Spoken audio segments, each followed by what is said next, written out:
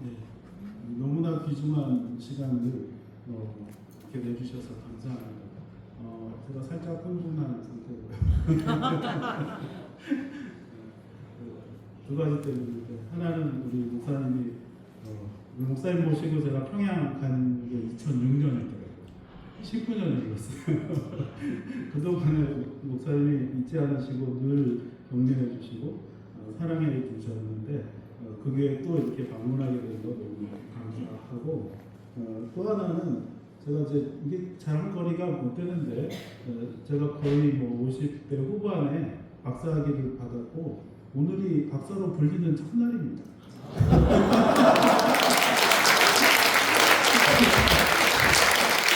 아니 뭐 외모로 보면 너 아직도 박사 아니었어? 뭐 이런 외모잖아요.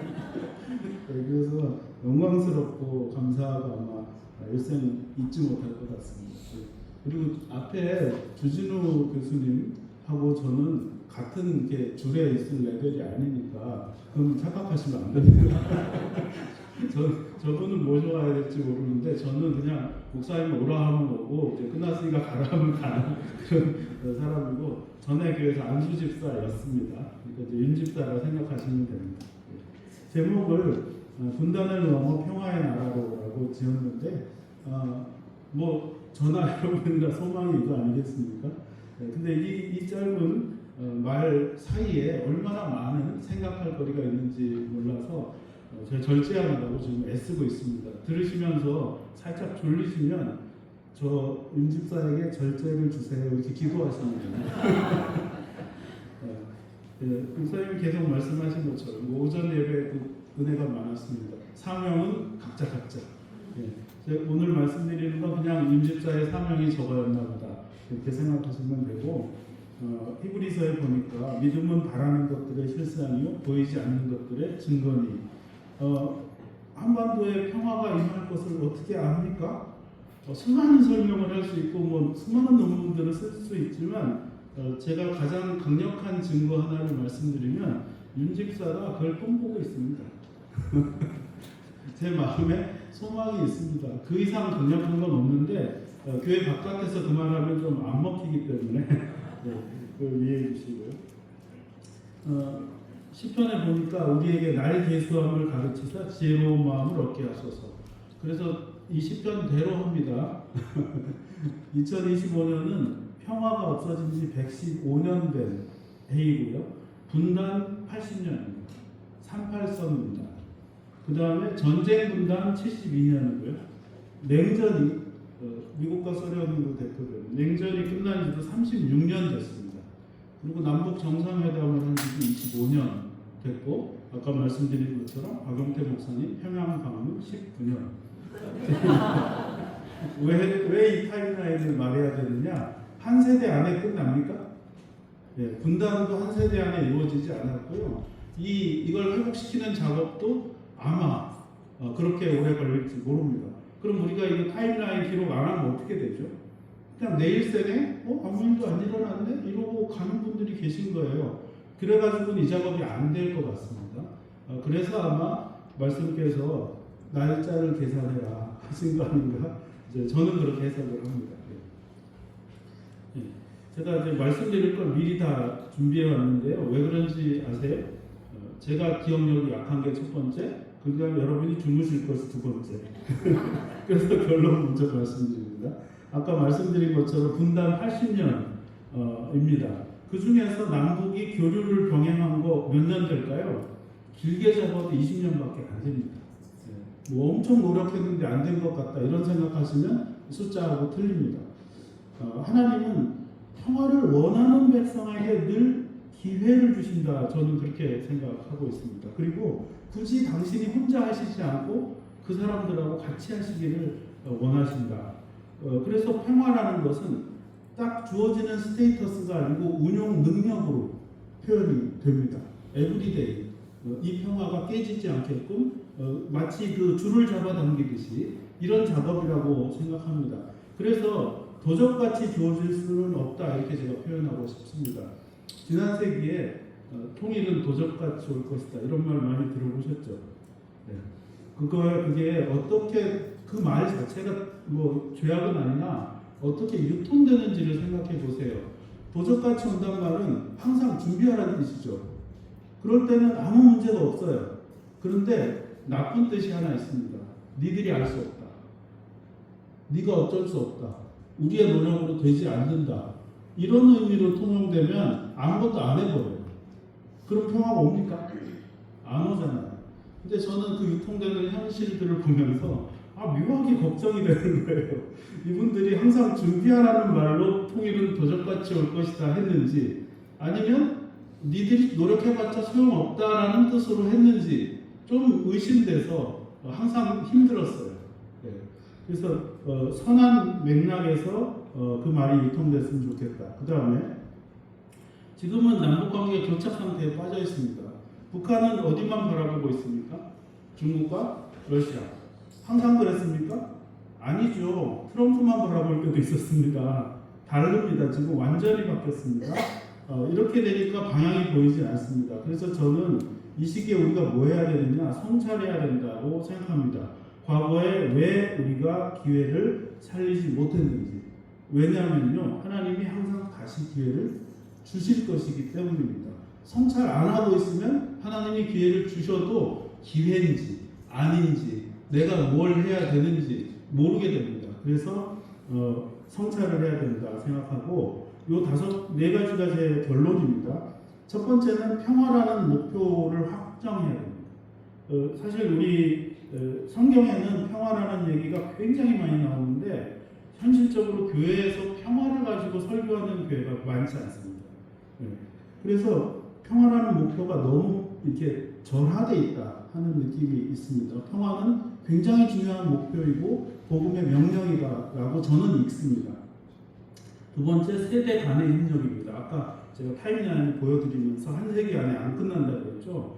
지금 저나 여러분 중에 대다수는 이 문제를 해결하고 가는 게 아니라, 주님께 가는 게 아니라 후세대한테 부탁하고 가야 될 그 확률이 굉장히 높아지고 있습니다. 그러면 우리가 후세대들한테 뭘 해줘야 됩니까? 이 문제를 해결할 능력을 길러주고 많은 선택지를 남겨주고 우리 사명을 끝내야 되지 않겠습니까? 그래서 뒷세대하고 앞세대가 힘을 합쳐야 된다 하는 거죠. 그 다음에 세 번째가 창의적 접근 태도입니다. 이거는 선교학에서 빌려온 겁니다. 공식적으로 기독교 선교가 금지된 나라, 불법인 나라는 선교사를 안 보내고 포기합니까? 그렇지 않습니다. 어떤 형태로든 직업을 만들어서든 어떤 스테이터스를 만들어서든 선교사를 보내고 또 전도합니다. 그런 것처럼 북한도 똑같다고 생각하시면 됩니다. 북한은 재밌게도 공식적으로는 종교의 자유가 있다고 헌법에 써놓고 현실에서는 은근히 괴롭히고 피곤하게 하는 이런 스타일을 가지고 있습니다. 그럼 거기에 어떻게 접근할 거냐? 무엇이 돌파구냐? 이걸 찾아내야죠. 그 다음에 방향성을 갖는 관용. 이거는 조금 설명이 필요한 부분입니다. 제가 목사님만 모시고 간 게 아니라 수많은 목사님들, 성도님들을 모시고 평양을 다닐 때 제가 일관되게 북쪽에 요구한 것, 거의 강요에 가까운 북쪽에 요구한 것은 글로벌 스탠다드를 지켜라. 너희는 별종이 아니다. 세계에 있는 규칙은 다 지켜야 된다. 이게 저의 입장이었어요. 그런데 북한이 그걸 다 지킬 능력이 있을까요? 그게 없어요. 지켰다가는, 그러니까 이 균형이 필요해요. 모든 분야가 다 같이 규범 안으로 들어가야 되는 거지 어느 한 분야만 하면 되는 게 아니고, 세계 개발 협력 체계라는 게 있습니다. 가난한 나라가 있으면 그 가난한 나라를 가난에서 탈출시키기 위해서 어떻게 합니까? 첫 번째는 식량을 공급합니다. 두 번째는 돈을 꿔줍니다. 누가 꿔주느냐? 월드뱅크, 아시아 개발은행 이런 기구들이 있어가지고 론을 해줘야 됩니다. 돈 안 빌려주면 절대로 가난에서 벗어나지 못해요. 그렇게 돈을 빌려서 가난에서 벗어난 나라가 하나 있는데 어딘지 아십니까? 이 나라입니다. 그러면 글로벌 스탠다드를 안 지켜도 돈을 벌 수 있을까요? 안 됩니다. 자, 북한은 저나 목사님이나 뭐 다른 수많은 목사님들이 가지고 간 물건 자체도 물론 그만큼의 기여를 합니다만은 북한 전체를 되살릴 정도의 물량일까요? 그렇진 않아요. 그럼 키는 뭡니까? 우리를 상대하면서 글로벌 스탠다드를 지켜가지고 월드뱅크나 아시아 개발은행이나 이런 보호기구로부터 돈을 빌릴 수 있는 당당한 상태가 돼야 되는 거죠. 근데 그거는 안 되고 있는데 제가 가가지고 내가 준 거는 반드시 보고해, 반드시 모니터링 할 거야. 이 분유 누가 먹었는지 내가 보고 말 거야. 이렇게 이제 했을 적에 저는 그렇게 고집합니다. 하는데 그거를 안 지키는 사정도 나는 알아야 된다는 거예요. 다른 것도 다 같이 올라가야 되거든요. 그래서 방향성을 갖는 관용이라는 건 뭐냐면 북한이 원칙의 체계로 들어오는 그 방향에 있다면 어느 정도는 관용해줘야 된다 하는 겁니다. 이 말은 남한에서만 합니다. 북한에서는 안 합니다. 북에 갔을 때는 무조건 다 지키라고 고집을 부립니다. 요것입니다. 이게 왜 그렇습니까? 적대 관계가 오래돼서 그렇습니다. 서로 원수인 관계를 전환하기 위해서는 한 번에 전환하지 않으면 안 된다 이렇게 하면 그 전환 자체가 안 되겠죠. 그래서 관용이 필요하다 하는 겁니다. 위에 있는 이 모든 목표들은 잘 관리되는 정치체제, 정의로운 정치체제를 필요 조건으로 합니다. 우리나라가 아주 큰 위기에서 지금 6개월 만에 탈출을 하지 않았습니까? 이 나라가 독재고 이 나라가 반민주적인데 무슨 용기로 통일을 하죠? 누구한테 이 체제를 권할 수 있어요? 이상하잖아요. 그죠? 우리나라가 정의롭지 않으면 통일이라는 건 무의미한 겁니다. 적정 수준의 그 레벨을 유지해야 되는 겁니다. 근데 사례가 있습니다. 우리 조상들이 길게 잡으면 한 120년, 짧게 잡으면 110년 전 조상들이 대한제국이라는 중세국가, 황제가 다스리는 나라에서 주권이 민에게 있는 민주공화국을 만드신 분들입니다. 저는 예수 믿는 사람들이 그 씨앗을 제공했고 행동도 했다고 생각합니다. 그래서 이 사례가 있기 때문에 이런 정신을 가지고 그런 선행 세대들의 실천, 용기 이런 것들을 이어받아서 더 나은 방향으로 이 한반도를 끌고 나갈 능력과 지력이 다 있다. 이렇게 저는 가정을 하고 있습니다.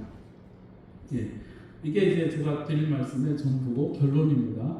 이제 다 들으셨으니까 긴장하지 마시고 나머지 부분을 즐기시면 되겠습니다. 제가 그래도 논문 쓰고 처음이라서 두 가지 논문에 대해서 말씀을 좀 드려야 되겠는데, 첫 번째는 그 박사 논문을 쓰려면 학술지에 기고를 반드시 해야 돼요. 그래서 교수님이 당신은 뭘 기고할 거냐, 당신 생각할 때 제일 중요한 게 뭐냐 했을 때 제가 5글자 저작 공동체라는 개념을 제안을 했습니다. 이 저작 공동체라는 것은 뭐냐면 한 나라를 누가 만드느냐? 민이 만든다. 근데 그 민이 바로 그 체제의 저작자다. 마치 책을 쓰듯이 대한민국이라는 것을 써내려갔다. 그리고 그게 실제로 등장했다. 그런 뜻입니다. 이거는 수많은 증거들을 가지고 제가 제시를 했고 사회철학회는 굉장히 권위 있다고 합니다. 저도 처음 만나봐서 모릅니다만은 상당히 권위 있는 학회인데 학회에서 이 개념을 받아들였습니다. 익명의 심사가 왔는데요. 어떤 심사자는 이 저작 공동체 개념을 극찬을 하면서 왜 옆에 이게 없었냐 이런 이제 말씀까지 하시길래 그런 줄로 알고 있습니다. 그 다음에 그렇게 자격을 얻어서 제 박사 논문은 한반도 분단과 개발협력 연구, 바로 목사님 모시고 북한을 왔다 갔다 하면서 겪은 일들과 그 배경과 이론을 추적을 해서 작성한 논문이 되겠습니다. 제가 이 논문이 너무 복잡해서 심사위원에게도 괴로움을 많이 끼쳤습니다. 그래서 독자가 별로 없고요. 지난주에 12번째 독자를 발견했습니다. 12명 중에 제 아내가 포함되어 있고요. 제가 박사학위 받기까지는 여기 이제 이만열 선생님의 강요가 지대했습니다. 제가 19살 때 어느 교회를 갔더니 대학부 전도사님이 계신데 좀 나이가 지긋하세요. 그때 10대 교수님이셨는데 전도사님이래요. 그래서 저 첫 번째 만나는 전도사니까 전도사님은 나이가 다 저렇게 지긋하신가 보다 이렇게 생각을 했고, 가만 보니까 전도사님이 당회장 목사님하고 이렇게 대화를 자유롭게 하더라고요. 그래서 상당히 높은 지위구나 이런 생각을 했고요. 근데 선생님이 좀 집요한 데가 있으세요. 19살 때 만난 저를 45세 정도 됐을 때 차렷 자세로 세워놓고 혼을 내셨어요. 왜 공부하라고 했는데 안 하냐고. 네. 그렇게 해서 저도 버틸 만큼 버텼는데 결국 버티지 못하고 박사학위를 받을 때까지 간 겁니다. 그래서 그런 이제 리더십이 있어서 제가 그렇게 했었다는 말씀을 드리고요. 이제 제 논문 중에 제일 어려운 부분을 아직 여러분 주무시기 전에 말씀드리려고 합니다. 하나의 사회가 무엇이냐? 우리 통일 얘기하지 않습니까? 통일을 얘기한다는 건 지금 상태가 어떻다는 겁니까? 통일이 아니고 분단이라는 얘기잖아요. 그럼 통일하자. 그럼 통일된 사회는 뭐냐? 어떤 것이 통일이냐? 그런 얘기 잘 안 해요. 그래서 저는 신기하다 생각했어요. 또 하나 신기한, 오늘 말씀 안 드릴 건데 또 하나 신기한 건 뭐냐면요. 통일이 돼야 된다, 이런 목표를 향해 매진하려면 지금은 분단이겠죠? 분단이 무엇이냐를 파고드는 강의나 책 보셨습니까? 그것도 없어요. 신기하지 않으세요? 분단이 뭔지 모르는데 통일 얘기를 막 해. 거의 통일 얘기만 해. 그리고 통일된 사회는 어떤 사회인지 밝힌 사람은 없어. 도대체 어디서 출발해서 어디로 가고 있는 거죠? 네. 윤 집사는 이걸 못 견딥니다. 사명은 각자예요. 견디시는 분도 계세요. 근데 저는 못 견뎌서 이거를 이제 좀 쓴 건데, 그림은 복잡하지만 제 설명을 들으시면 별거 아닌데 되게 길게 하네, 그렇게 생각이 드실 거예요. I는 인디비주얼, 개인이에요. 한 사회는 태어남으로써 가입하고 죽음으로써 탈퇴합니다. 네, 이게 하나의 사회예요. 그래서 I가 인디비주얼이 이 사회에 태어나고 죽고 태어나고 죽고 태어나고 죽고 1, 2, 3, 4, 5, 6이 계속. 그러면 하나의 흐름이라는 게 딱 느껴지시죠? 네. 하나의 사회가 되려면 어떤 조건이 필요하냐면, 같은 시대에 만난 사람들은 반드시 상호 협력이 있어야 한다 하는 겁니다. 근데 그 협력은 하거나 하지 않거나 할 수 없는 제도적이고 강제적인 협력입니다. 예를 들어서 내가 여기 세금을 내면서 내 세금은 굉장히 중요한 의미가 있으니 전주에만 써달라. 이게 됩니까? 안 돼요. 국가는 우리가 알 수 없는 누군가에게 나한테서 받아간 세금을 쓰게 되고, 또 거꾸로도 이어지죠. 네. 상호 협력이 있어야 됩니다. 근데 이거 상호성이 굉장히 중요해요. 정의가. 왜냐하면 일방적으로 받기만 하거나 주기만 하면 안 되기 때문에. 그러면 계약이 깨져버립니다. 그래서 상호 협력이 강제로 존재해야 됩니다. 아직 이해가 안 가시면 은행 예를 하나 더 드릴 수 있어요. 은행에 예금을 하시면서 내 돈은 정말 뼈빠지게 번 돈이니까 아무한테도 빌려주지 마. 그게 됩니까? 네. 그 탈북자 중에 실제로 그런 사례가 있었습니다. 여기 오셔가지고 그게 협력입니다. 제도적 협력입니다. 이게 존재해야만 우리가 하나의 사회에 산다, 통일된 얘기, 사회 얘기하는 겁니다. 이렇게 할 수 있습니다. 그러면 여기까지의 설명만으로 본다면 남한과 북한은 하나입니까? 아닙니까? 아니죠. 우리 세금이나 예금이 자동으로 북한에 누구를 돕지 않잖아요. 다른 나라예요. 다른 나라. 국제관계예요. 인터내셔널이에요. 그죠?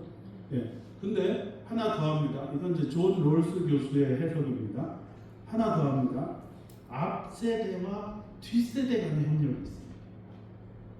동시대에 같이 존재하는 사람은 서로 협력해야 되고요. 앞세대하고 뒷세대는 일방적으로 협력합니다. 일방적으로. 선행 세대가 만들어 놓은 자본과 교육과 문화를 우리 세대가 받아서 누리고 그 다음에 어떻게 해야 됩니까? 그렇죠. 그 다음 세대한테 그대로 넘겨줘야 됩니다. 예. 여기서도 공정성, 정의론이 적용됩니다. 받았는데 안 넘겨주면 욕먹습니다. 받았는데 그보다 못하게 넘겨주면요, 그래도 욕먹습니다. 더해서 주고 싶죠. 그죠? 한 집안에서도 마찬가지지 않습니까? 여러분 집안에 다 그런 전설이 있습니다. 우리 집안이 원래는 좀 살았어. 근데 아무개 할아버지 때 나와 드셔가지고 이 모양 요 꼴이야. 이런 전설 없으신가요? 네, 없으시면 계속 요 모양 요 꼴이었다는 뜻이에요. 네, 농담입니다. 그렇듯이 한 사회는 상호, 당대에 만난 사람들이 상호 협력하고 앞세대와 뒷세대가 일방적으로 협력하는데 릴레이이기 때문에 거기서도 정의론이 존재하고 이렇게 흐른다는 것입니다. 이걸 구체화하면 세율이 결정됩니다. 세율이. 좀 너무 점프해서 죄송합니다. 왜 세율이 결정되냐면요. 세율이 지나치게 높으면 무슨 일이 벌어지느냐? 당대에 가난한 사람의 돈을 뺏어서 후대에 부자한테 주는 결과가 나와요. 그러니까 세율이 높으면 부정이 있는 겁니다. 네. 낮아도 부정의가 일어날 수 있어요. 항상 적정해야 됩니다. 그래서 팽팽한 긴장과 논의가 항상 그 사회에는 존재하게 됩니다. 이렇게 두 가지가 다 있을 때 하나의 사회인데, 아까 제가 당대 상호협력이 없으므로 남한과 북한은 하나의 사회가 아니라고 여러분이 정해 주셨습니다. 그러면 앞세대와 뒷세대 간의 협력, 이걸 역사상 시간 속에 펼쳐진 협동체라고 이름을 붙였는데요.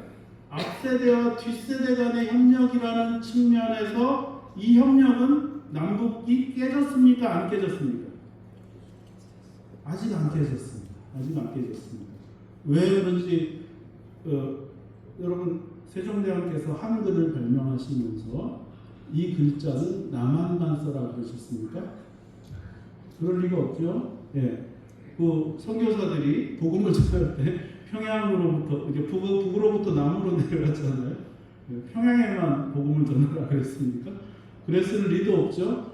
우리가 읽는 문학 작품은 남한 사람 것만 읽고 있습니까? 그것도 아니죠. 교육은요, 자본은요, 예, 옛날에 전기 에너지는요, 이제 아시겠죠? 예, 남북 간에 흐르는, 남북을 구분하지 않고 앞세대와 뒷세대 간에 흐르는 협력, 역사상 시간 속에 펼쳐진 협력은 남북 간에 아직 끊어졌다고 할 수가 없는 겁니다. 그러면 남과 북은 하나의 사회입니까? 아닙니까? 여기서 이제 문제가 복잡해지는 겁니다. 당대 상호 간의 협력은 완전히 끊어졌으니까 국제사회예요. 하나의 사회가 아닙니다. 그런데 역사상 시간 속에 흐르는 협력은 아직도 존재해요. 그러면 국내 사회예요. 힘드십니까? 제가 저지른 일이 아니에요. 할아버지들이 그렇게 만들어 놨고요. 윤집사는 왜 이렇게 열을 내냐면 그 질서를 추출하지 않으면 남북 관계를 어떻게 해야 될지 모르는 지 멋대로 하는 이런 상태가 되기 때문에 이걸 분석을 하는 겁니다. 그래서 남북 간에는 어쩔 때는 국제관계처럼 질서를 적용해야 되고 어쩔 때는 국내 관계처럼 그 질서를 적용을 해야 됩니다. 그거에 따라 결과가 달라집니다. 이렇게 되는 겁니다. 과거에 남북이 구분이 안 돼 있었어요. 그런데 지금 북한과 북한의 체제와 사회, 남한의 체제와 사회 이렇게 구분이 되어버렸습니다. 이게 복잡한 상태에 빠진 거예요. 미래의 재통합이 될 수도 있겠죠. 예, 그렇게 되면 다시 상호협력, 당대의 상호협력과 역사상 흐르는 협력이 다 하나가 돼버리는 겁니다. 근데 골치 아프게도 이 분단, 이 상황은 이것을 분리를 해서 당대는 국제사회, 역사적인 것은 국내사회, 이렇게 또 정서적인 것은 국내사회, 이렇게 구분을 할 수밖에 없다는 겁니다. 그런데 재밌는 건, 자, 그러면 국제선과 국내선이 동시에 존재합니다. 여러분 비행기를 타러 가셨는데 외국 나갈 때 국제선 터미널 가셔야 되는데 그죠? 그래서 탔더니 이륙했는데 국내선으로 바뀌어요.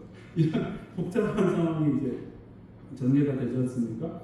어떤 질서를 적용하느냐에 따라서 나중에 남북이 통합이 되느냐 아니면 통합이 이렇게 합쳐지지 않고 영원히 갈라지느냐 하는 그 기로에 서게 될 거라고 제가 상상을 하고 있습니다. 그래서 자, 분단의 일방이 분단 상대방, 이게 남한일 수도 있고 북한일 수도 있고 상호성을 얘기하는 겁니다. 국제관계를 앞에 두느냐 국내관계를 앞에 두느냐에 따라서 결과가 달라집니다. 어떻게 달라지는지 이제 체험들을 하셨습니다. 제가 한번 리마인드 시켜드리겠습니다. 자, 북한에 인권 문제가 생겼어요. 북한의 인권 문제 심각하다고 다 전에 들으셨습니다. 그 문제를 남한은 국제 문제로 접근해야 될까요? 아니면 국내 문제로 접근해야 될까요? 네, 지금 분분하십니다. 국내 문제로 접근하면 조사해야 돼요, 가서. 누가 범죄자인지 찾아내야 되고 벌 줘야 됩니다. 수단이 있습니까? 그러면 그게 가능한 일이 아니죠. 네. 정서적으로 국내 문제인 건 알겠습니다만은 현실적으로 국내 문제가 아닙니다. 그럼 입을 다물까요? 아닙니다. 전 세계의 인권을 옹호하는 국가들과 힘을 합쳐서 같이 압력을 가하면 됩니다. 그러지 말라고. 예, 그렇게 할 수 있어요. 근데 이걸 거꾸로 하면요, 지금 국제하고 국내를 뒤집어 국내 문제야 이렇게 다룬다면 다룰 방법이 없죠. 가서 조사한다? 뭐 불가능하죠. 무슨 일이 발생할까요? 억지로 가면 그냥 전쟁이 나겠죠. 분란이 일어날 뿐입니다. 그럼 결과적으로 인권 옹호가 됩니까? 안 됩니까? 결국 안 되는 거예요. 그러니까 이 질서를 뒤바꾸면 안 될 일을 하는 상황이 발생할 수가 있는 겁니다. 또 하나, 그럼 국내 문제인 사례를 말씀드리죠. 개성에 고려 유적들이 이제 있는데 아직 발굴이 덜 됐습니다. 그거를 찾아내는 일, 발굴해서 세계 문화유산으로 등재하는 일이 있어요. 그거는 북한 일이에요? 남한 일이에요? 예. 바로 이렇게 입모양을 보고 제가 실체했습니다. 이렇게 그거는 역사상 시간 속에 펼쳐진 일이죠. 국내 문제, 도메스틱합니다. 그래서 개성에 있는 고려 유적을 발굴할 때 우리 세금을 쓸 수가 있는 겁니다. 국내 문제니까. 만약에 그렇게 하지 않는다면 무슨 일이 벌어지죠? 고려 유적은 남한 것이 아니라 북한 것이 되버립니다. 어떻게 돼야 정상입니까? 예, 우리 모두의 것이 돼야 정상인 거죠. 그래야 나중에 통합이 되더라도 그걸 챙겨 먹을 거 아니겠습니까? 그걸 어느 정권까지는 세금을 썼어요. 그러다가 관계가 나빠지자 우리 세금을 끊어버렸습니다. 근데 그때 금속활자가 발견이 된 거예요. 이게 세계사를 바꾸는 이제 일이 벌어진 겁니다. 유럽의 구텐베르그보다 대한민국의 금속활자가 더 빨랐던 거예요. 세계사가 뒤집히는 일이 발생을 했는데, 자, 이 상황에서 우리 세금을 안 썼기 때문에 그게 북한 것이 된 거예요. 이거는 황당한 일이죠. 오히려 이게 국익에 도움이 됩니까? 안 되는 거죠. 자, 국제관계를 앞에 놓을 일, 국내 관계를 앞에 놓을 일, 예, 이것들이 다르다. 그러면 여러분 더 쉽게 접근해 본다면, 목사님하고 저하고 간 이유가 아이들에게 분유, 밀가루 굶주리는 사람들, 또 환자들 구호하러 갔었습니다. 그 일은 국내 문제입니까? 국제 문제입니까? 섞여 있죠. 여러분의 정서는 북한이 굶주린데, 북한의 애들이 치료를 못 받고 죽어간대. 그러면 아프리카 애들하고 북한 애들하고 같은 느낌이에요? 다른 느낌이에요? 좀 다른 느낌이에요. 그죠? 이 국내적 정서가 발동을 합니다. 그런데 그걸 집행하는 방식은 어떻게 돼야 될까요? 국내일까요? 국제일까요? 예, 국제적으로 해야 됩니다. 제가 처음으로 북한을 간 건 용천역 폭발 사고 때문이었습니다. 신의주 옆에 용천에 기차 펑칸에 가득 실린 질산염이 폭발을 해버렸어요. 150m 전방에 학교가 있었는데 학교 아이들이 많이 죽었습니다. 자, 그런 일이 발생했어요. 전애들은 여러분들은 도메스틱한 국내적 정서가 발동을 합니다. 아, 우리 애들 어떻게 하고 발동을 합니다. 그러나 그렇다고 해서 제가 그 긴급구원원으로 갔는데 가서 두 가지 태도 중에 하나, 이제 이건 그냥 그 연극인데요. 만약에 제가 가서 책임자 오라. 내가 검열해왔어. 누가 빵칸을 잘못 건드렸나 하고 조사를 한다. 이게 될까요? 안 되는 거죠. 그건 누가 해야 됩니까? 북한 사람들이 해야죠. 자기네 국내 문제로. 저는 인터내셔널 에이드 액터로 국제적인 사람인 것처럼 행동하는 거잖아요. 뒤집으면 안 된다고요. 이 질서를. 거꾸로 해볼까요? 세월호 사고가 났어요. 북에서 애도 성명을 딱 한 번 발표했는데 기억 안 나시죠? 네, 한 번밖에 안 했기 때문에 발표하긴 했습니다. 북에서 애도 성명을 발표하거나 구호를 한 게 아니라 우리가 검열단을 보내가시오 하면 어떠시겠어요? 안 되겠죠? 네, 국제 관계냐 국내 관계냐 하는 것을 구분해야 한다. 구분해서 어떤 결과를 얻고 싶으냐에 따라서 배열해야 됩니다. 이거 잘못 배열하면 싸우는 데 성공하게 됩니다. 네, 영원히 분단을 만들 수도 있습니다. 네, 제가 둘로 간략하게 말씀드렸습니다만은 사실은 이렇습니다. 국제 중에서도 적대 관계가 앞에 있고요. 그 다음에 국내 중에서도 가족 관계가 앞에 있습니다. 적대 관계는 뭐 제가 설명 안 해도 알겠죠. 좀 전 이번 주에도 한 우리 젊은이가 전역해서 왔잖아요. 왜 젊은이들이 몇 년씩 이렇게 자기 세월을 보내야 됩니까? 이것 때문이지 않습니까? 가족 관계는 누구한테서 발생하는 거죠? 네, 실향민, 탈북민. 네. 우리가 저쪽이 국제인지 국내인지 따지고 있는 사이에 어느 집은 그냥 엄마하고 아빠예요. 이런 일이 이제 실제에서 벌어지고 있다 하는 겁니다. 이것은 이제 제 논문에서 조금 칭찬받은 부분이긴 한데 북한이 어떻게 나오느냐에 따라서 우리가 대하는 방법들을 다 이렇게 갈피 잡아서 찾을 수 있다 하는 정도입니다. 이거 그냥 넘어가겠습니다. 제가 그 98년부터 북한 일만 하겠다고 마음을 먹었는데요. 충격적이게도 제가 상대하던 조직의 수장이 총살당하는 경험을 했습니다. 그래서 이제 북한 일이 좀 쉽지 않다는 것을 알게 됐고 그때부터 이제 공부를 좀 하게 됐고요. 이게 바로 제가 2004년에 처음으로 북한을 간 이후였던 용천역 폭발 사고입니다. 이 친구는 이제 그 폭발 사고 때문에 화상을 입었죠. 이 친구는 자상입니다. 자상은 칼에 찔린 상처예요. 왜 칼에 찔린 상처가 날까요? 네. 꽝 하는 폭음이 들리면 아이들은 본능적으로 일어나서 창문을 보겠죠.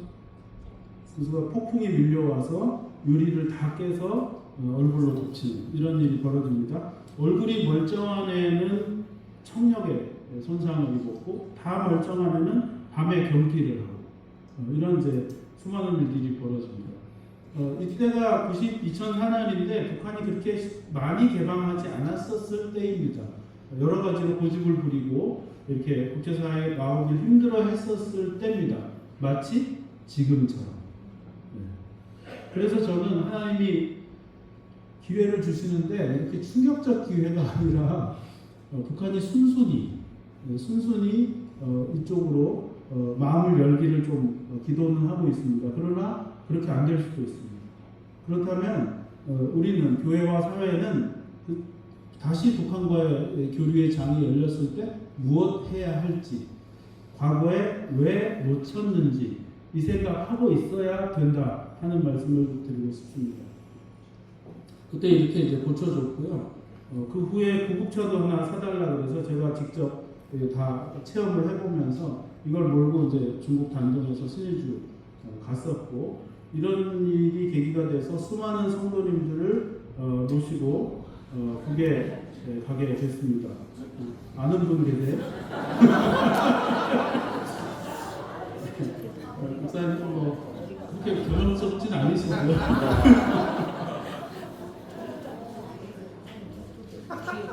이게 이제 칠골교회에서 예배드리는 모습인데 왜 그러시는 거예요? 왜 이렇게 오래 말씀을 제가 여기다가 전도의 기회라고 써놨습니다. 전도의 기회. 우리는 종교적 이유로 간 게 아니에요. 분유 밀가루 갖다 주고 또 집 지어주고 하는 그런 인도적 이유 때문에 갔는데 우리 갔으니까 너희 헌법에 종교의 자유가 있다고 써 있어요. 그러니까 우리는 기독교인이고 오늘은 수요일이고 오늘은 주일이고 하니까 예배 드리러 가겠다. 그러면 예배당으로 안내하게 됩니다. 그래서 여기 칠골교회 상황인데요. 울고 계시죠? 네. 이 전도의 기회입니다. 저희를 여기에 데려간 운전기사와 안내원이라고 이름 붙은 감시원은 신자가 아니에요. 거기 교회에 앉아있는 분들은 신자예요. 네. 속은 내가 알 수 없죠. 자, 어쨌거나 말씀은 하나님의 말씀이 던져집니다. 찬송과 기도도 마찬가지입니다. 근데 이제 울고 있잖아요. 다들 이제 눈물을 흘리시면서 예배를 남북의 성도들이 같이 드렸어요. 언제가 전도의 기회냐? 이거를 명목상 신자가 아닌 감시원들과 운전기사들은 예배당에 들어오지 않고 밖에를 이렇게 보고 있었습니다. 나오니까 우리한테 그러는 거예요. 길인디? 와, 음내까? 그래서 그러면 이럴 때 대답을 짧게 해야겠습니까? 길게 해야겠습니까? 아니죠. 왜 우는지를 창세기부터 얘기를 해야죠. 그래서 왜 이 눈물이 왜 나오는지를 창세기부터 시작해서 쫙 예수님까지 길게 대답해야죠. 그게 뭐죠? 전도죠. 그게 뭐가 달라요? 한 번은 제가 같이 일하던 동료들하고 개성을 서너 명이 가게 됐는데 거기 검문 검색하는데 남자 채널이 있고 여자 채널이 있었어요. 여자 채널에는 우리 여 간사님 한 분밖에 없는 거예요. 근데 그 간사님 이제 가방을 검사하다가 성경책이 나왔어요. 그래서 그 검사원이 여성이죠. 이 책이 뭡니까? 이렇게 물어봤대요. 여러분 대답을 길게 해야 됩니까? 짧게 해야 됩니까? 그렇죠. 굉장히 길게 해야 됩니다. 뒤에 아무도 없다고요. 네. 그게 전도 아닙니까? 네. 한 번은 제가 믿고 따르던 강경민 목사님이 규칙을 위반하셨는데 이분이 알만한 분인데도 불구하고 달러 지폐에다가 예수 믿으세요라고 써가지고 좋아했어요. 저는 곤란했을까요? 아니면 의연했을까요? 이중적으로 가야 됩니다. 겉으로는 곤란해야죠. 속으로는 의연하고 너무 기뻐하는 거죠. 그럴 때 그러면 그 사람들이 막 문제 삼아서 난리를 칠까요? 아니면은 스무스하게 넘어갈까요? 경우에 따라 다릅니다. 남북관계가 좋잖아요? 그러면 다 허용돼요. 그냥 기지 말라 이러고 끝나요. 남북관계가 나쁘잖아요? 그럼 쥐잡듯이 합니다.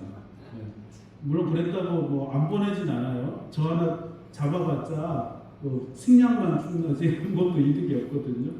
이런 사례는 정말 밤새도록 하라고 해도 말씀드릴 수가 있습니다. 전도의 기회는 어쩔 때 생기죠? 그러니까 사람과 사람이 그냥 접촉을 해야 생기죠. 접촉. 그래서 제가 남북나눔 일할 때 가장 높은 프라이어리티는 많은 사람을 모시고 가는 거였어요. 많은 사람. 협상할 때도 마찬가지예요. 야, 이거 우리 모금하려면 몇십 명이 돈 내야 돼. 그러니까 그 몇십 명 중에 한 반이라도 모시고 가야 될 거 아니야 하면서 이제 합니다. 그럼 북쪽에서 좀 곤란해하지만 알게 뭐예요? 저는 이제 그걸 주장을 했고요. 그게 무엇이냐고? 그렇게 하다 보니까 어느 날은 저희를 세워놓고 사진 찍더니 그 다음날 신문을 갖다 주는 거예요. 홍 목사님이시고요. 윤 집사였습니다. 노동신문 1면에 저희가 난 적도 있습니다. 그 후에 이제 개성에서 개성공단이 생기자 개성공단 회의실을 저희가 이제 빌려쓰기를 시작했고 제가 심하게 이겼어요. 그 협상에서 거의 다 이겼습니다. 그래서 한 60명씩 모시고 가고 이럴 때가 있었는데 그 60명을 미처 준비를 못해서 제 아내까지 이렇게 데리고 갔었습니다. 제가 가면 뭐 하느냐, 이렇게 보낸 밀가루 제대로 쓰고 있는지 일일이 보는 겁니다. 꼼꼼하게. 집 지어달라 그래서 집을 지어주는데, 이 옛날 집이에요. 하모니카 집인데, 요게 한 칸, 요게 한 칸. 같은 지붕인데 왜 재료가 다를까요? 기와가 모자란 거예요. 그리고 창문 있나요? 창문 하나도 없죠. 집 안쪽이 어떻겠습니까? 어둠침침 깜깜. 전기 없죠. 어떤 물을 먹습니까? 길어 먹는 물. 이러면 아픕니다. 식량을 줘도. 그래서 이제 집을 지어줘야 되는데, 이런 집을 이제 지어줬고요. 이때 목사님 가셨는지 모르겠는데, 현장 방문을 했습니다. 집은 참 재밌는 게 밀가루, 분유, 식량은 먹고 이제 없어졌을 거잖아요. 근데 집이 없어졌는지는 저는 항상 확인할 수 있어요. 구글어스로 이렇게 지금도 보이거든요. 아, 내가 지어준 집 아직 안 없앴구나. 알 수 있습니다. 가면 이제 설교해달라, 기도해달라, 특송해달라 이런 요구를 합니다. 그러면 이제 이렇게 하는 장면이 나오고, 북한 찬송가는 400곡 들어있습니다. 우리는 600곡 넘죠. 그런데 그래서 목사님, 그 북한교회 목사님은 이 성도들 가가지고 남한 사람이 섞여 있으면 통일 찬송가는 몇 장입니다. 이렇게 장 숫자가 다르니까 알려주는데, 어느 날은 갔더니 칠골교회 성가대가 베스트 찬송가를 갖고 그냥 이게 장수를 맞출 필요가 없죠. 남쪽 찬송가 책을 그냥 갖고 부르니까 이런 것을 이제 이것도 발전은 발전이죠. 주체 연호도 사라집니다. 여기 제가 2004년에 받은 비자는 주체 93년이에요. 여기는 주체가 없어졌죠. 2005년부터 6년 사이에는 이런 변화들이 이제 없지 않습니다. 그리고 북한의 최고의 위기는 결핵입니다. 결핵 중에서도 다재내상 결핵입니다. 여기 교회 의사 선생님들 많으시다고 들었는데, 여러 보통 약제가 듣지 않는 내성이 생긴 결핵이 굉장히 위기입니다. 북한에 대한 제재가 발동을 하면서, 이게 그 진단 키트인데요. 이 진단 키트를 전략물자라 그래가지고 금수 품목으로 제재에 넣어버렸어요. 그러면 이제 이 환자를 디텍트할 수가 없는, 진단을 할 수가 없는 상태가 됩니다. 그래서 제가 스티브 린턴 박사님하고 협력을 해가지고 이것을 제재 품목에서 해제시켰어요. 그걸 휴메니테리안 익셈션이라고 합니다. 그러니까 인도주의적 예외. 이 키트 안에 금속이 들어있다. 그 금속으로 무기를 만들 수 있다. 이런 건데 말도 안 되는 소리죠. 이제 그걸 설득하는데 시간 엄청 걸립니다. 그래서 이 작업을 해서 성공을 했고, 제가 또 돈을 더 내서 약을 좀 추가해서 이렇게 보내기도 했습니다. 이런 작업이 이제 이루어졌던 거고요. 다시 이제 기본으로 돌아가겠습니다. 이거 한번 읽어봐 주실래요? 아까 목사님 읽어달라고 하니까 잘 하시던데. 저도 힘내볼게요. 시작. 분단과 통합은 세계사의 정상 상태, 평화를 향한 결사적 목적. 분단과 통합은 세계사의 정상 상태. 이런 말 혹시 들어보신 적이 잘 없으시죠? 근데 조금만 생각해 보시면 알 수 있습니다. 한반도가 늘 한 나라였습니까? 아닙니다. 5세기에는 하나, 둘, 셋, 넷, 4국이었고요. 6세기도 4국이네요. 이게 또 백제 이쪽 있잖아요. 구체적으로 보면 27국일 때도 있었어요. 그러니까 한 동네가 한 나라. 이 정도일 때가 있었어요. 지금 몇 개나요? 뭐 억지로 대답하기 싫지만 2국입니다. 항상 하나였습니까? 항상 분열과 통합이 있었죠. 우리만 그렇습니까? 전 세계가 다 그렇습니다. 미국은 뭐 분단될 뻔한 위기가 없었나요? 노예를 쓰는 쪽과 안 쓰는 쪽 분단될 뻔했습니다. 그때 그 군사령관들이 지독하게 애를 써서 분단을 막은 겁니다. 영국은 어떨까요? 제가 이게 영국은 더하기하고 곱하기잖아요. 더하기가 잉글랜드고요, 곱하기가 스코틀랜드입니다. 국기 자체가 어떤 거예요? 통합된 나라라는 거잖아요. 정식 이름은 유나이티드 킹덤 오브 뭐죠? 유나이티드 킹덤 앤드 노던 아일랜드, 네, 북 아일랜드까지 포함합니다. 제가 이제 그 어렸을 때 충격이 좀 아직도 생각이 나는데요. 영국에 배낭여행을 갔어요. 그래서 파운드화를 이제 바꿔서 썼겠죠. 또 뱅크 오브 잉글랜드라고 여기 써 있고 여왕의 얼굴이 있습니다. 그러다가 이제 기차 타고 스코틀랜드를 갔는데 돈 바꿔달라고 영국 돈 달라고 했더니 이 돈을 주는 거예요. 더 로열 뱅크 오브 스코틀랜드. 그래서 처음엔 모르고 들고 나오다가 영국 돈이 아니네? 다시 갔어요. 아니 영국 돈 달라고요? 그랬더니 그 환전소에서 막 화를 내면서 이게 영국 돈이야! 왜 그럴까요? 예, 스코틀랜드는 독립운동하고 있었어요. 자기 영국하고 싶지 않대요. 예. 근데 여왕은 막 아부를 떨면서 우리 친정이 스코틀랜드야. 스코틀랜드에 세금 깎아줄게. 제발 나가지 마. 이러고 있었어요. 이게 뭡니까? 예, 분열과 통합의 현실을 보여주는 겁니다. 언제든지 차별대우하면 연방에서 떨어져 나갈 겁니다. 그거를 다독거리고 계속해서 우리 하나로 있자, 우리 하나로 있자 하는 작업이 바로 통합입니다. 여기도 마찬가지고 미국도 이 분리되는 방법 간단합니다. 연방 정부가 뭐 예를 들어서 캘리포니아나 텍사스나 차별 대우 해보세요. 그날 끝장납니다. 그러니까 통합 상태는 애써서 유지해야 유지되는 겁니다. 맥놓고 있으면 되는 일이 아니죠. 그래서 이제 브렉시트라는 아주 복잡한 일이 발생을 했는데 이건 이제 길어서 좀 넘어가겠는데 굉장히 곤란해진 겁니다. 한마디로 말해서 미련한 짓을 한 거고요. 그 북아일랜드하고 아일랜드의 국경이 이렇게 생겼습니다. 그 길을 지나가요. 그러면 이거 브렉시트에서 영국이 EU에서 탈퇴하잖아요. 이 길 어떡할 건데? 기물 또 반쪽 낼 수도 있고 막 이렇습니다. 이런 이제 문제가 있고요. 세계사를 보면 분리독립 추진 지역이 굉장히 많아요. 이 말씀을 드리는 이유가 있는데요. 지금 남북 문제를 유럽의 사례로 유럽의 그런 어떤 선례를 연구해서 적용하자는 이론이 지금 올라오고 있습니다. 왜 그러냐? 북한이 남한은 딴 나라다. 우리는 한민족이 아니고 통일은 지운다. 이렇게 나오고 있기 때문에 우리는 새로운 아이디어를 만들어내야 되거든요. 유럽 사례가 지금 떠오르고 있기 때문에 굳이 먼 얘기 같지만 멀지 않은 얘기로 말씀을 드리고 있는 겁니다. 쉥겐이라는 마을이 있었습니다. 한 마을입니다. 쉥겐이 어디냐면 독일과 프랑스 국경에 있고 룩셈부르크도 국경을 같이 하고 있습니다. 여기 제가 사진 찍으려고 서 있는 곳은 룩셈부르크고요. 이 다리를 건너서 우회전하면 프랑스, 좌회전하면 독일입니다. 한 마을이에요. 한 마을인데요. 자 보세요. 주유소는 룩셈부르크에 있습니다. 슈퍼 약국은 독일에 있어요.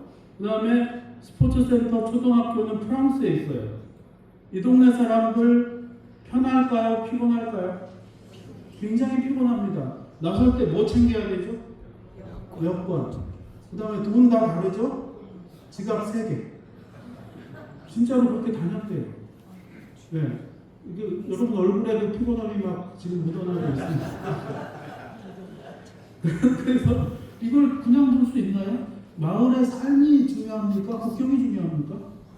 마을의 삶이 중요하죠. 이거 국경이 중요하다고 하시면 큰일 납니다. 그래서 이 나라, 이 5개 나라가 왜 그러냐면요. 룩셈부르크가 베네룩스라고 연합체예요. 3개 나라예요. 그래서 이 문제 3개국에 걸친 문제지만 도장은 5개를 찍어야 돼요. 그래서 모여가지고 5사람의 외무부 차관이 도장을 찍습니다. 어떤 도장이냐? 국경에서 점진적 검문 폐지에 대한 합의입니다. 그러니까 85년에 여권을 안 갖고 다니게 하려고 국경 검문하지 말자는 협약을 맺은 겁니다. 그러면 여러분 생각해 보세요. 유럽 전체가 다 검문을 하고 있는데 이 동네만 가면 검문이 필요 없어. 그럼 다른 지역 검문이 어떻게 될까요? 무너질 수가 있겠죠. 다 이쪽으로 통과해버리면 되잖아요. 예. 딴 동네도 다 그런 그 느낌이 든 거예요. 이게 무슨 뜻이지? 예. 그런 느낌이 들어서 결국 어떻게 되느냐? 지금 이 파란색 칠한 곳이 전부 쉥겐 협약에 다 가입해버렸어요. 그 결과가 여러분이 유럽에 가시면 입국할 때 한 번만 도장을 찍고 돌아다닐 때는 무사하게 돌아다니고 그 다음에 나올 때 한 번만 도장을 찍게 된 이유입니다. 이거는 발명품이라고요. 발명품. 뭐 때문에? 그 마을 사람들의 불편 때문에. 이것이 발명된 겁니다. 사실은 그 전에 게 더 많긴 한데 조금 더 넘어가. 그 다음에 문제는 지갑이었습니다. 그죠? 돈이 다 달랐기 때문에 어떻게 해결하면 됩니까? 돈을 합쳐가지고 되는 거죠.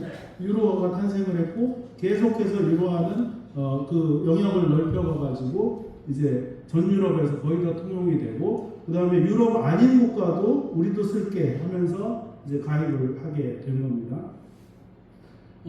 결과적으로 어떤 일이 벌어졌냐? 유럽은 요 전 얘기를 더 해야 되긴 하는데 이거 재밌는 얘기만 말씀드린 건데 유럽은 안 싸우는데 성공하게 된 겁니다.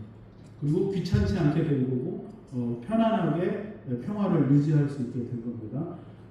처음에 유럽은 이렇게 시작한 건 아니고요. 석탄 철강 공동체라는 게 있었습니다. 아시는 분은 잘 아실 텐데 유럽의 문제아 국가가 하나 있는데 어디죠?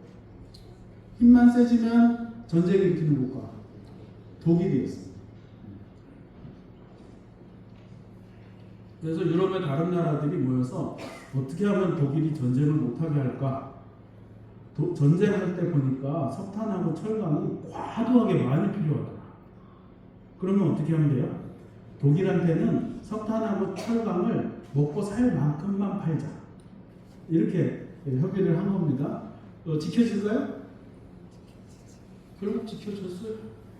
지켜져서 그 석탄 철강 공동체가 커지고 영역이 넓어져서 EC가 되고 유로 커뮤니티가 되고 그 다음에 지금 EU가 된 겁니다.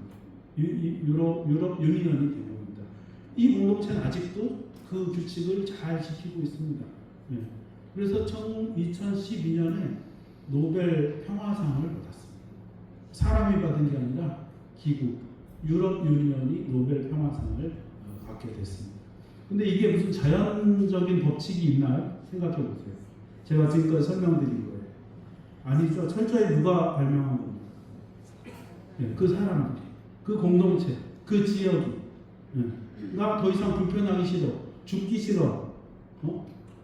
제가 그 알자스 로렌이라고요. 여러분 옛날 이 교과서에 마지막 수업 있었던 그 지역을 가봤는데 거기서 이제 평화교육을 좀 하는 그런 단체를 봤는데요. 그 강사가 뭐라 그러냐면 우리 아버지가 한 집에 평생 살았대요. 근데 국적이 5번밖에 없대요. 프랑스가 점령했다. 독일이 점령했다. 그러니까 독일이 점령하면 국어가 뭐가 돼요? 독일어가 되고 프랑스가 점령하면 프랑스어가 돼요. 그러니까 마지막 수업이 이겁니다. 국어로서. 이걸 5번을 했대요. 그러니까 이거는 아주 상징적인 얘기죠. 수많은 비극과 죽음과 전쟁을 겪었습니다. 유럽이. 그러고 나서 유럽은 어떻게 하든지 안 싸워야 된다. 절대로 전쟁은 안 된다. 그럼 못 싸우게 하는 방법은 뭐냐? 이런 사고를 전개하기 시작한 겁니다. 그래서 오늘날 유럽 유니언이 이제 운영되고 있다라고 생각하시면 됩니다. 왜 뭔 얘기를 합니까? 한반도가 그런 상상이 필요합니다. 유럽하고 똑같을지 모르겠습니다. 저나 여러분이 저작해야 됩니다. 지금부터 책을 쓰듯이 자 북한은 우리는 하나가 아니라 그래. 그래? 그러면 어떻게 하면 되지? 비자를 발급해. 그리고 왔다 왕래하자. 또 개성공단처럼 공단 만들어서 같은 이해관계에 우리가 들어가도록 하자. 전쟁 불가능한 상황으로 한 발자국씩 진입해 보자. 탈북자들 고향 가고 싶어서 안달입니다. 지금 돈 보내는데 100만 원 보내려면 수수료가 50%예요. 200만 원 출발시켜야 100만 원 갑니다. 누가 먹어요 그거? 브로커들이 먹고 있어요. 제가 이런 제안 해보려고요. 김정은한테 5% 먹어라. 훨씬 좋잖아요. 근데 그렇게 하려면 관계가 적대적이어서는 안 되겠죠. 왜 그 상상을 못 합니까? 그 상상을 안 하니까 탈북민들이 다 우리 통일되면 이래요. 됩니까? 되면 저도 기쁘죠. 그러나 다 죽은 다음에 되면 뭐 하냐고요. 지금 해야죠. 네. 그래서 상상력이 필요한 상황이고, 그래서 멀지만 유럽 얘기를 말씀을 드린 겁니다. 무한한 상상을 통해서 절대로 전쟁하지 않고 절대로 인권의 훼손이 되지 않는 그런 한반도를 만들어보자는 이야기입니다. 그런데 이 꿈을 꿀 때 브레이크가 하나 있습니다. 이 꿈을 먼저 꿨던 건 일본이에요. 대동아 공영권이라는 건데 이 빨간 지역 전체를 하나로 통합하려고 했어요. 제가 마치 유럽 연합 말씀드린 것처럼. 근데 이거하고 우리의 꿈이 같습니까? 아니죠. 일본은 여기 이 수많은 지역을 해서 자기들이 귀족이 되고 나머지는 다 착취 지대가 되는 나쁜 꿈을 꾼 거예요. 이런 나쁜 통합 말고 좋은 통합, 서로 합의하고 존중하고 정의롭게 운영되는 그런 통합을 꿈꾸는 거다. 이 말씀을 드리고 싶습니다. 이쯤 되면 여러분 주무셔도 될 정도로 이해가 잘 되신 겁니다. 목사님 몇 분 남았습니까? 정도 말씀드려도 되나요?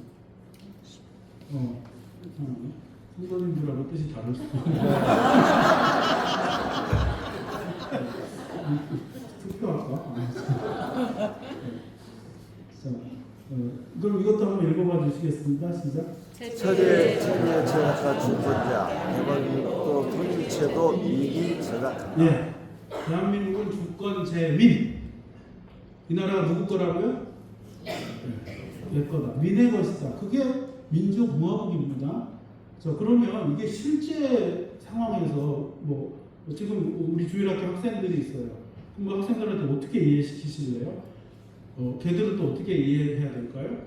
아, 할아버지들이 나라를 만들었는데 이게 어떻게 된 건지 모르나 니네 거래. 이렇게 설명을 해야 되는 건데 제일 좋은 설명은 이 나라를 내가 썼어. 왜 당신이 이 나라의 주인이야? 이 나라를 내가 썼어요. 또 내가 수정했어요. 그래서 내가 주인이에요. 여러분이 6월 3일 날 한번 수정하셨습니다. 이해하시겠어요? 그죠? 투표로 아무개와 그 아무개 정당과 그들의 생각과 내가 동의한다 라고 쓰셨고, 또 안 그런 분도 있었고 총합을 해서 다시 세팅이 된 거죠. 쓰신 거예요. 네, 개정판을 쓰신 거예요. 대한민국의 개정판을 쓰신 거예요. 그럼 초판은? 네, 초판을 쓴 사람들을 한번 찾아봐야 된다. 이게 저작 공동체입니다. 여러분도 저작 공동체에 들어오셨습니다. 네. 1898년에 만민공동회가 열렸는데요. 이게 최초의 근대적 사회개혁입니다. 만민공동 한 200명 정도 모였다고 하는데 거기 대표가 누구였냐면 백정이었다가 면천대, 그러니까 천민에서 평민으로 바뀐 그 사람이 대표였다고 합니다. 이분들이 처음에 고종 황제한테 입헌 군주제를 제안합니다. 영국처럼 황제를 인정해 줄 테니 그 대신에 헌법을 도입하자. 그래서 의회주의로 이 나라를 운영하자 라는 제안을 합니다. 황제가 처음에는 받아들였는데 이듬해 대한국국제라고, 이건 뭐냐면 황제의 나라의 헌법 같은 겁니다. 첫 줄이 어떻게 시작되냐면 이 나라 대한제국은 황제의 나라니라. 아무도 이 국권을 침손하지 못한다. 이게 첫 줄이었어요. 그러니까 공화제 하자는 거예요, 말자는 거예요? 하지 말자는 거예요. 거절한 겁니다. 거절했는데 고종이 1907년에 퇴위를 하게 됩니다. 헤이그에 밀사 보냈다가 퇴위를 하게 되니까 이제는 보호해줄 왕도 황제도 없는 거예요. 그러면 뭡니까? 공화제만 남는 겁니다. 입헌 군주제가 아니라 군주가 사라졌으니 공화제로 그냥 가자 하는 논의가 이미 일어난 겁니다. 그리고 1908년에 이런 일이 있었습니다. 이 더럼 화이트 스티븐스가 이 외국을 돌아다니면서 망언을 합니다. 뭐라고 망언하느냐? 을사조약은 한국민을 위해 취해진 당연한 조치며 한국민은 독립할 자격이 없는 무지한 민족이다. 동의하십니까? 아니죠. 이러자 장윤환은 그때 당시 이제 20대였던 걸로 보이는데 평양 출신의 외국인 노동자였습니다. 샌프란시스코에. 이 장윤환이 스티븐스는 한국에서 보수를 받고 스티븐스가 외교 고문이었어요. 한국인들이 일본의 지배를 받기 때문에 행복해한다고 거짓말을 했기 때문에 나는 총을 쏘았다. 스티븐스를 이제 저격을 하게 됩니다. 그리고 이제 감옥에 갇히게 되는데요. 이 스토리는 좀 기니까 생략하겠습니다. 정명훈이라는 분도 똑같은 생각을 해서 우연히 서로 연락한 적이 없는데 같은 의거를 하게 됩니다. 결국 장인환 의사의 총에 맞아서 스티븐스는 죽습니다. 노동자 둘이서 이런 의거를 벌이자 거기에 거주하던 다른 교민들도 같이 일어나게 됩니다. 이 상황이 뭔지를 조금 피부적으로 말씀을 드려보겠습니다. 여러분 여권을 분실해 본 적이 있으십니까? 여행하다 여권 분실하면 굉장히 곤란합니다. 성경책과 여권 중에 하나 선택하라면 어떤 거였습니까? 이때 1909년에 모든 여행자가 여권을 분실한 겁니다. 제가 무슨 말 하는지 이해가 가세요? 여권을 발행한 나라가 없어져 버린 거예요. 그 나라가 어디로 넘어갔다고요? 일본으로 넘어갔대요. 그러면 내 여권 어디서 갱신하나요? LA 주재 일본국 영사관에 가서 저는 와다시와 니혼진 데스 그래서 일본 여권을 받나요? 이 황당한 일이 벌어진 겁니다. 그러자 이분들이 대한인국민회가 모여가지고 이런 얘기를 합니다. 황제인 이유는 이 말씀 먼저 드리죠. 이분들이 있잖아요. 어떻게 하기로 했냐면 여권을 만들기로 했어요. 황당하죠? 여권이 없어졌는데 여권을 만든대요. 뭐가 있어야 여권이 있는데요? 나라가 있어야 여권이 있는데 나라가 없어졌다는데 여권 어떻게 만들어요? 그러니까 뭘 만들어야 되니까 먼저? 나라 만들기로 하십니다. 진짜로. 그래서 저 한번 읽어보죠.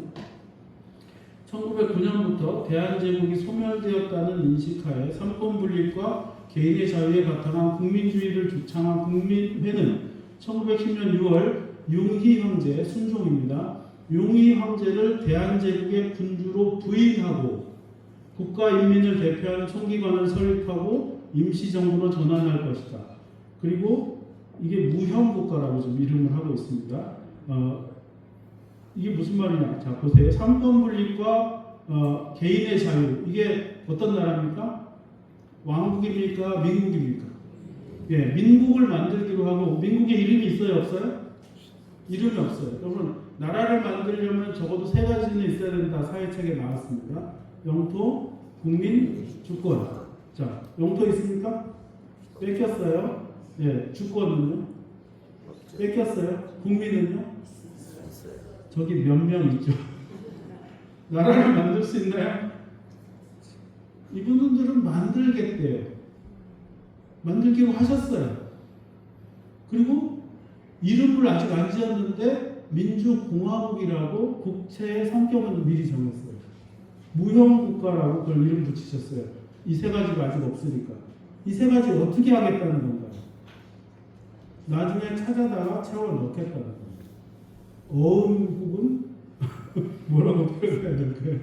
예, 뭐 수표 이런 얘기가 되겠죠. 근데 재밌게도 이분들은 조선국 영사관, 조선국 대사관이 없어졌는데 이 국민회가 그 역할을 합니다. 그래서 한반도에서는 나라가 없는데 샌프란시스코, LA, 시카고, 워싱턴에는 나라가 있었어요. 그분들이 일본 영사, 일본 대사한테 복종하지 않고 우리 대표자한테 복종했기 때문에. 네. 그래서 자 결국은 국민회 입회 증서라는 것을 여권하고 최대한 비슷하게 만듭니다. 그래가지고 이것을 여권을 삭겠다고 내밀어요. 미국의 여러 기관들에. 눈이 다 동그래지셨는데 이거 인정했을까요?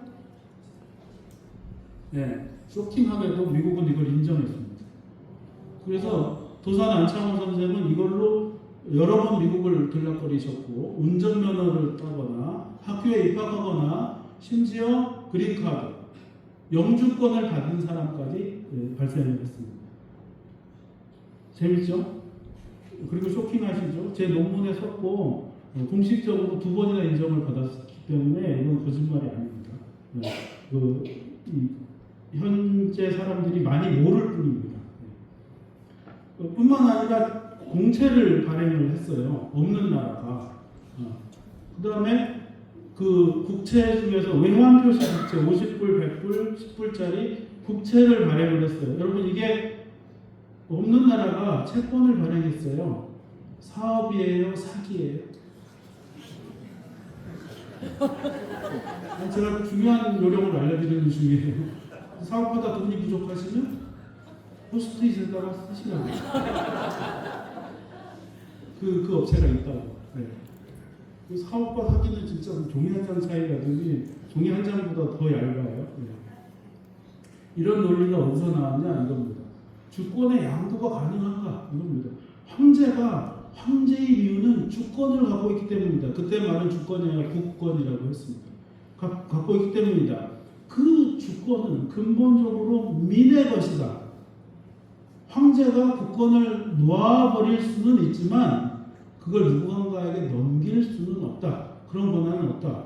그러므로 황제가 일본한테 준다고 생각한 것, 그것은 놓아버린 것이지 준 것이 아니다.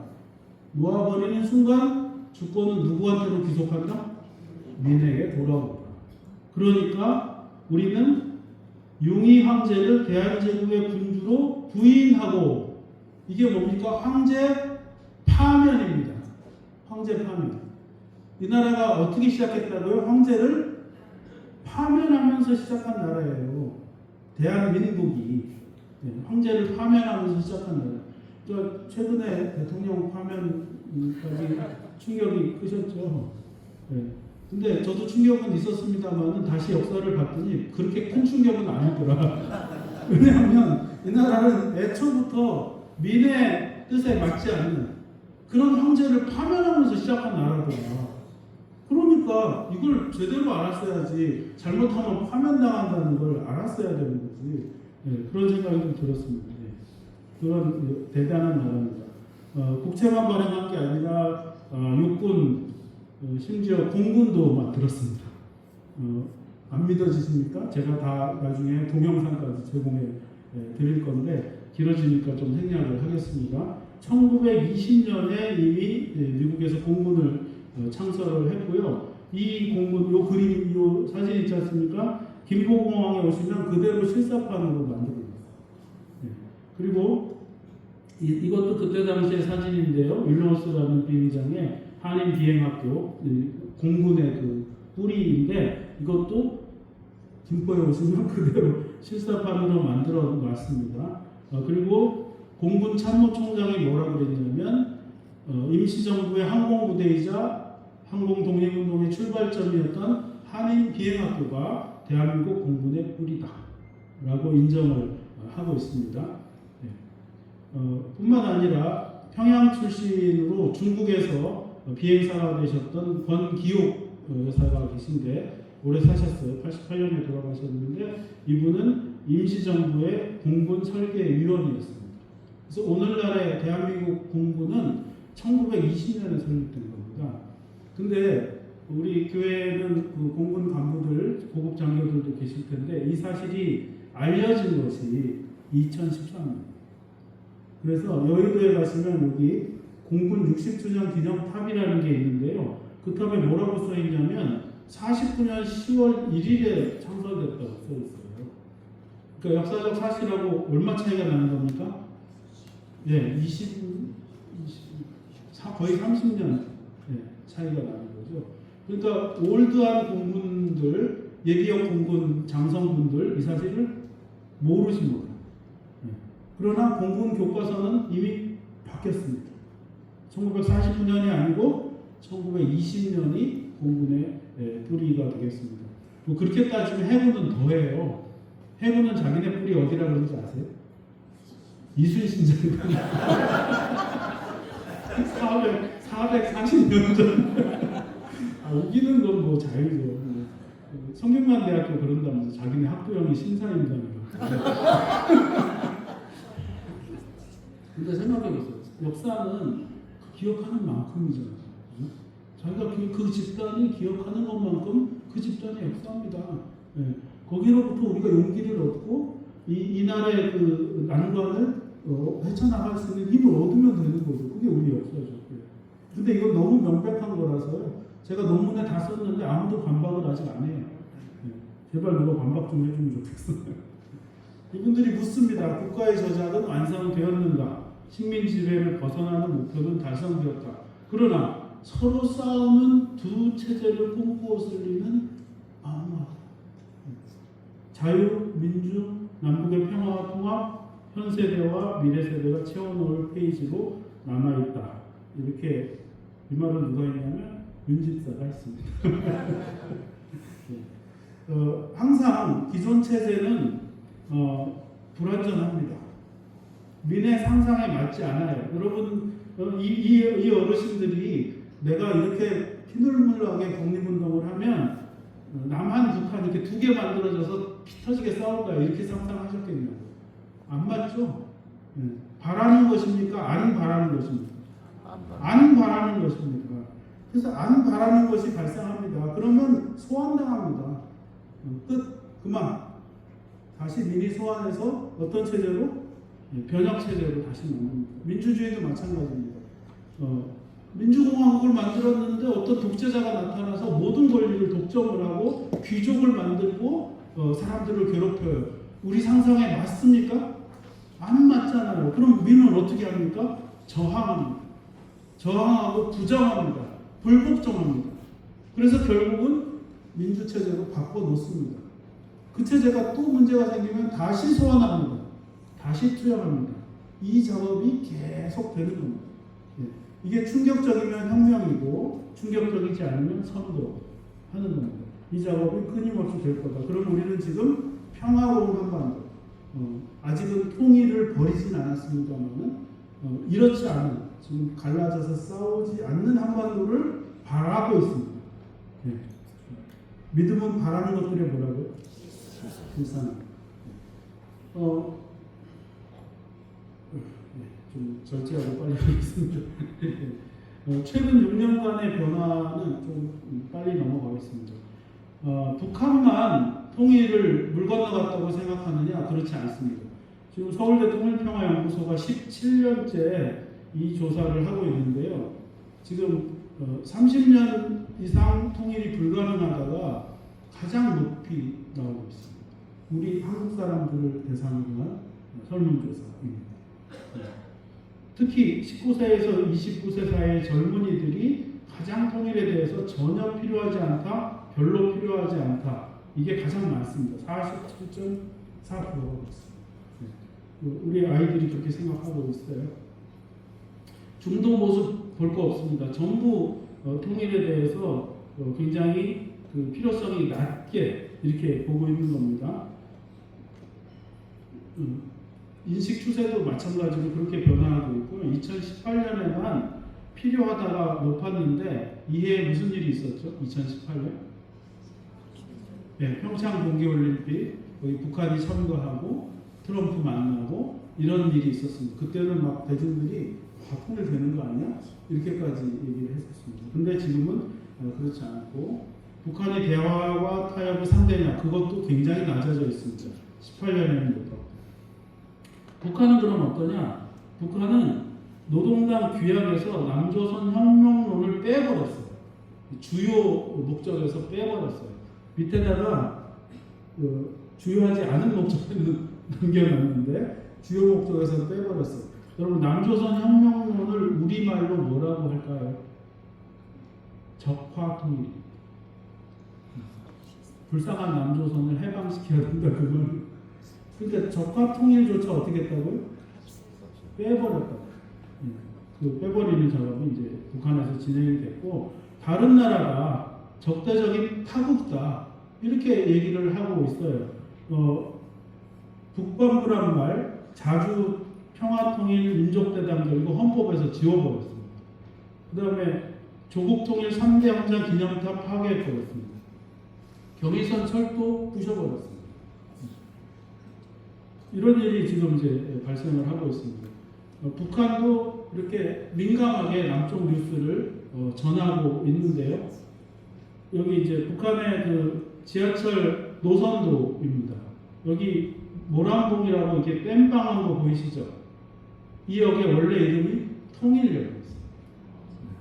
통일을 지운다는 건 이런 겁니다. 헌법에서 지우고 전 분야의 게시물에서 의식에서 지우는 겁니다. 네.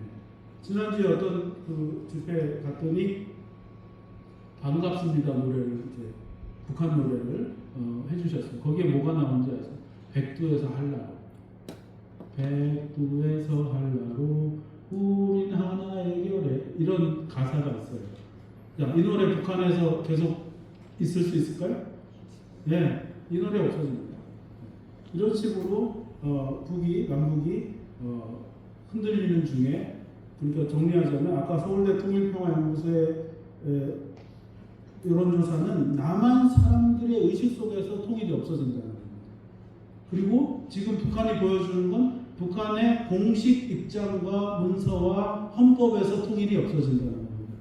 합의가 됐으니까 좋으실까요? 네. 저는 이 시대가 되었기 때문에 아까 앞에 보여드린 유럽 사례를 말씀드린 겁니다. 그래? 통일을 지우자. 근데 평화까지 지울까? 통일을 지어도 좋지만 그러면 그 대신에 더 좋은, 그리고 통일의 필수 조건인 평화를 먼저 만들자. 이런 제안을 하면 되는 거 아닙니까? 그러다 보면 그쪽 생각이 또 바뀌게 됩니다. 네. 아까 나라가 집단 저작물이라고 말씀드렸어요. 그러면 통일이라는 개념도 집단 저작물이에요. 통일을 해야 된다는 생각도 집단 저작물이에요. 그걸 김정은 혼자 생각하는 걸로 결정된다 이렇게 인정할 수 있습니까? 그건 아니죠. 네가 말했기 때문에 그게 부합한 행동을 이렇게 제한한다 이렇게 하는 겁니다. 결국은 그 독재자 하나가 나는 통일을 없앨 거야 한다고 해서 없어지는 게 아니라고요. 우리가 다 합의를 봐야 된다고요. 네 독점물이 아니다 하는 걸 이제 얘기해 줘야 됩니다. 그러나 전략적으로 그렇게 말했으면 그 논리에 맞는 행동을 해봐 이렇게 함으로써 그게 더 힘든다는 걸 더 뭐 좋을 수도 있지만 힘들다는 걸 이제 깨닫게 해야 된다 그런 이제 의미로 말씀을 드립니다. 이제 마쳐야 되겠죠. 트럼프를 2번 만난 세계. 노래 제목 지금 별로 안 좋죠. 네. 2017년에 트럼프가 이렇게 북한을 공격하려고 했고, 북한도 미사일을 이제 쏘고 하는 일을 계속했었습니다. 미국의 CSIS가 계속 미사일 개수를 세고 있는데 저도 세다 지쳐서 그만 세고 있습니다. 근데 보시면 2018년에 한 방울도 안 쐈어요. 아까 평창올림픽, 또 트럼프와의 회담 있을 때, 그리고 모라토리움 선언을 한 적도 있고 이런 일도 있었습니다. 예. 군사 합의도 있었고요. 그러나 2019년 노딜 이후에 이 관계가 교착 상황이 됐고, 근데 재미있게도 김정은은 트럼프를 욕하지 않고 5년을 버텼습니다. 그랬더니 다시 트럼프의 세대가 임기가 와버린 거죠. 앞으로 어떻게 될지 모르겠습니다. 자세한 건 뭐 더 이상 말씀드리기 좀 어렵고, 아무래도 맞춰야 될 것 같습니다. 우선 그렇죠? 네. 정리를 좀 해보겠습니다. 남북 문제 복잡해지고 있습니다. 복잡해지는 만큼 근본적 사고로 돌아가야 됩니다. 그래서 제가 말씀드린 이 모든 것과 상상력을 발휘해야 된다. 그리고 북이 그렇게 말했으면 그게 부합한 대로 평화 조치를 어떻게 할지 계속해서 아이디어를 낼 수 있다. 그래서 돌파할 수 있다. 또 자기가 아무리 폐쇄하고 싶어도 인천역 폭발 사고 같은 불가항력적인 문제가 발생하기 때문에 언젠가는 다시 기회가 열린다. 그러면 우리는 그 기회가 열렸을 때 그걸 놓치지 않기 위해서 어떤 것을 노력해야 될지 생각할 수 있다 하는 것입니다. 그 다음에 무엇보다도 누가 통일을 저작한다? 민이. 도적같이 오는 통일은 없기도 하고 도적입니다. 그래서는 안 되고 우리가 디자인하고 우리가 쓰고 우리가 지시하는 대로 집단지성이 모여지는 대로 이 나라의 변화는 이루어져야 된다 하는 것을 이제 말씀드리고 싶었습니다.